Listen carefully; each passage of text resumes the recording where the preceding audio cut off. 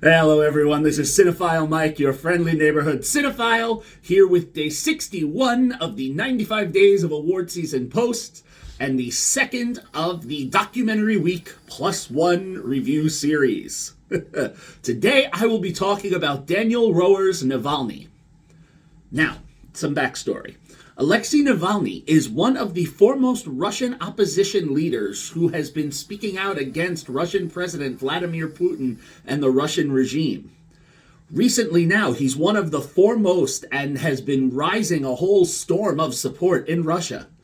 And now a target on his back, Navalny has always been at risk. And recently, in August of 2020, when flying from Tomsk to Moscow in Russia, the plane that he was on had to make an emergency landing in Omsk as Navalny was poisoned. Now, unhappy with the treatment and feeling that the Russian doctors were not on the up and up given what was going on in the country at the time, he was transported to Germany to recover. And once so, him and his team, even while in recovery, went on to investigate this situation. And they learned that this poisoning, this assassination attempt, was in fact made by the Russian Federal Security Service, or FSB, who had poisoned Navalny with a Novichok nerve agent. And now this is the main focus of Roher's documentary that is also nominated for Best Documentary at the BAFTAs in addition to the Oscar. The film follows the investigation into the attempt, the impact on the country of Russia, and its aftermath. Now, bizarrely, this entire film covers a chunk of Navalny's life during the high point of the COVID-19 pandemic from August 2020 through January 2021. But that is not focused on at all, besides some references to the unsafetiness of masks not being worn. My apologies. So combining news footage and filmed interview footage with Navalny, his wife Yulia, and his children, as well as a few other members of his team, we're going to see how all of this plays out. And play out it does. Now, this film is kind of structured the way I like my documentaries, almost like a suspense thriller, a spy thriller that really digs into the heart of its content.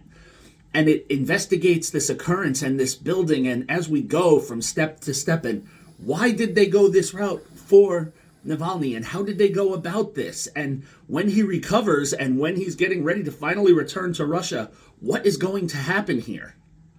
A lot has to be credited not only to Roher and how he laid out the story, but also his team. This is really where the documentaries start to see their life. Director of photography Nikki Waltel captured a lot of the footage and behind the scenes of Navalny and his family while they were engaging in this investigation.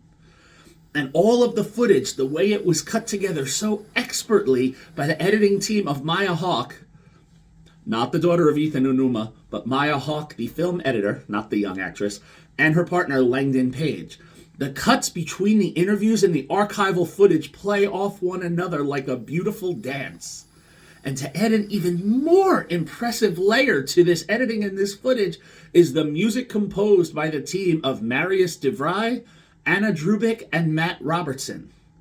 Their tense music underscores the moment so well that even if you're familiar with the story of Navalny and what happens when he does come back to Russia, this will almost underscore not knowing what's going to happen and really create a nail-biter at times. All in all, this film really does work, and I give it a solid 4 out of 5 stars. Given the nature of the film and how it was shot with the events unfolding, was a unique approach, and one that presents a hero who, while he's not the most perfect individual and may not be beloved by all, he definitely has a voice and refuses to have it silenced, regardless of what the results will be. Now, if you haven't seen Navalny yet, you can catch it streaming on HBO Max. I will see everyone tomorrow as we continue along on our awards season documentary journey. Until then, this is Cinephile Mike saying, take a break and watch something new.